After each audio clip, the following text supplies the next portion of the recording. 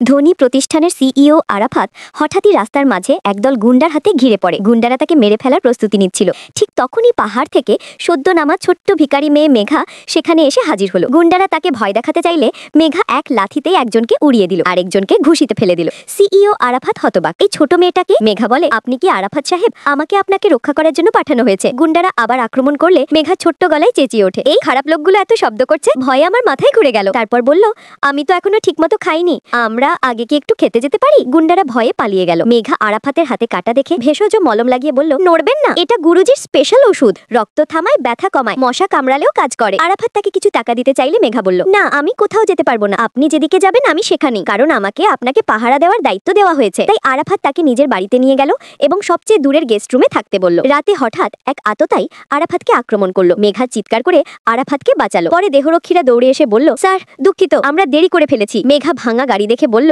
দেখুন, গাড়িটা আপনাকে বাঁচাতে গিয়ে ভেঙে গেছে, আমরা কি একটা নতুন গোলাপি গাড়ি কিনতে পারি? আরাফাত মনে মনে ভাবলো, এই ছোট মেয়েটাই কি সত্যি আমাকে রক্ষা করতে পারবে? এই সময় দুষ্ট লোক রবি মেঘাকে খেলনার লোভ দেখিয়ে ভুল পথে নিয়ে যেতে চাইলো। মেঘা বিশ্বাস করতেই রবি তাকে টেনে বলল, তুই কি ভাবিস বডিগার্ড হওয়া এত সহজ? আজ তোকে শিখাই। হঠাৎ খবর এলো, স্যার খারাপ খবর, রবি মেঘাকে অপহরণ করে নিয়ে গেছে। আরাফাত রেগে দাঁত চেপে বলল, মেঘাকে কেউ ছুতে পারবে না, তাকে ফিরিয়ে আনতেই হবে।